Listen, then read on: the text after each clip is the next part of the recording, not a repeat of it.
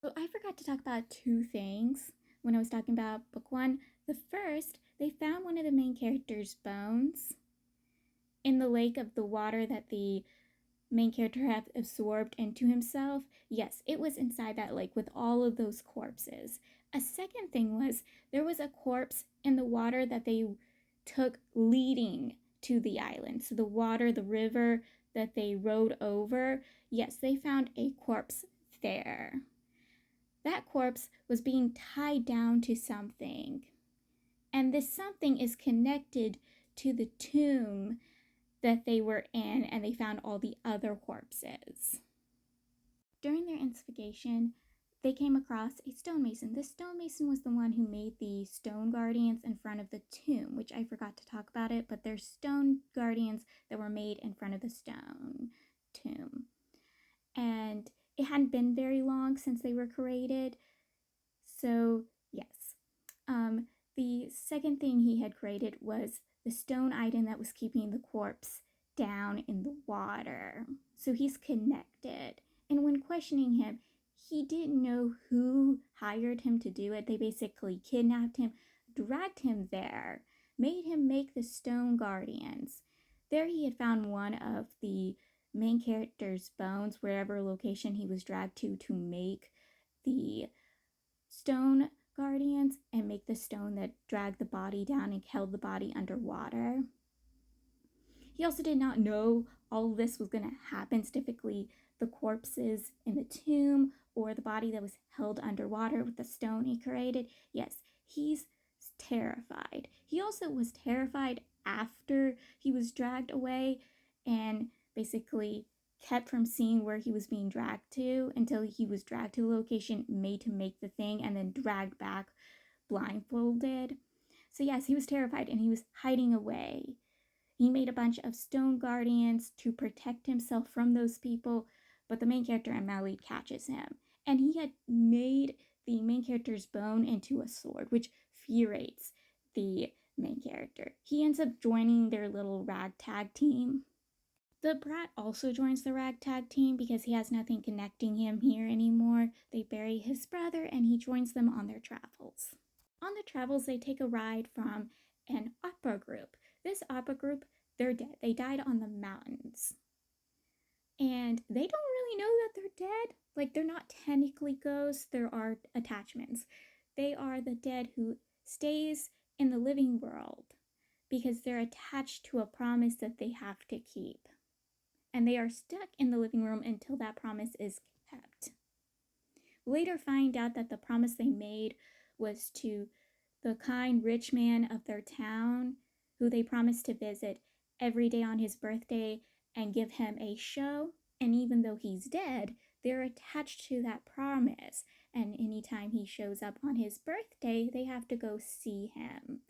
And they know he's dead. So they've been giving him a birthday celebration every year, even though he is dead, because they have made a promise to him and he is still showing up. So they show up and they gift him a birthday celebration, a birthday show.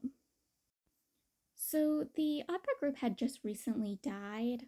And so, like I said, they don't know that they're dead, but it would not be wise for them to see their corpses and the carriage they once rode on, the real carriage and not their ghost carriage.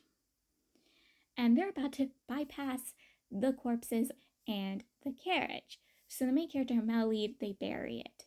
They make sure that the opera group does not see it so they can bypass safely because it will be unwise if they see it. They arrive to a town and the opera group drops them off and continues on their way. But the brat acknowledges that they will meet up with the opera group later down the line. Off and on, the main character is boiling alive just like he was when he was in his little marble form and attached to the Malid's hip. So he's constantly whining and crying about his heat and trying to find ways to release his heat. But whenever he releases it, he kind of boils everybody else with him. And so he's taking like wine jars and he's putting his heat into them, which warms up the wine for the others. The Malid even offers to hand over his own hand because, again, the Malid gives off a cold front. His body is very cold. Outside of his hip that gives off a lot of heat, his hand releases cold air. So the main character takes his hand, and I thought that was a really cute moment. Like, I was kicking my feet.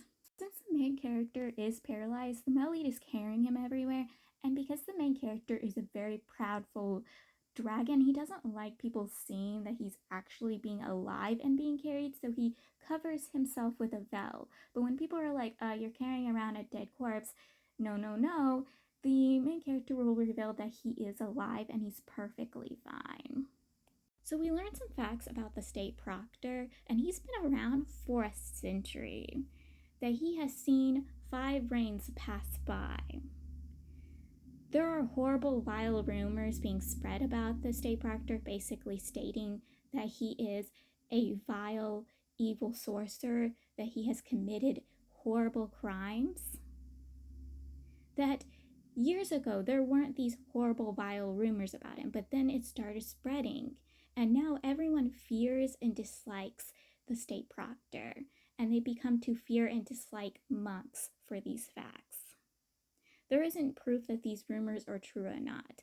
No one has actually seen the state proctor's face, so there are some rumors stating that the state proctor has been switched out every few years.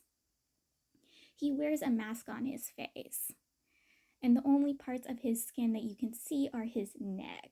And people had stated it looks like the neck of a young man and sometimes the neck of a middle-aged man, but not a man who's been alive for a century. But when the rumors about the state proctor being harmed came around and he has gone into seclusion and possibly is dead, people have celebrated it. Which is why I'm thinking the male lead is probably the state proctor, right? He's the state proctor. Like, he started traveling just a few months ago, just right after the attack or harm onto the state proctor. And he doesn't remember who he truly is.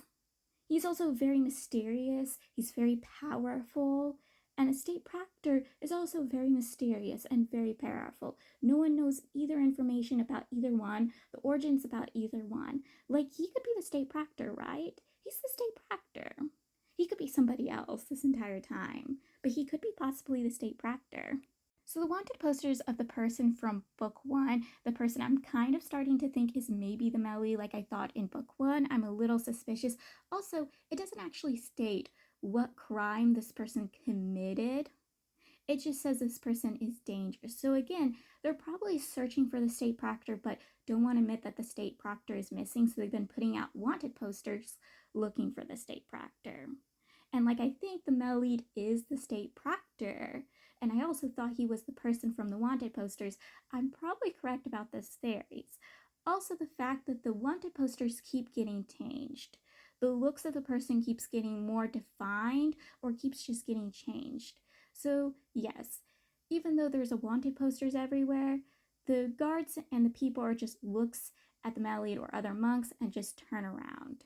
Because again, it just keeps getting changed, and it's being planned to be changed again. When they stop at an inn, though, the waiter at the inn, one of the servants, recognizes the male lead or assumes the male lead is the state proctor. And also, he thinks the same thing as I want, as the wanted posters are probably the state proctor. So he goes and turns around and reports the male lead to the officials. And they're all staying in their rooms at the time, and when the people come to get them, the main character's like, okay, dragon form time, and he snatches everybody up and zooms them out of there, which makes everyone really think the male lead is the state proctor, because only the state proctor could control a dragon and ride a dragon, right?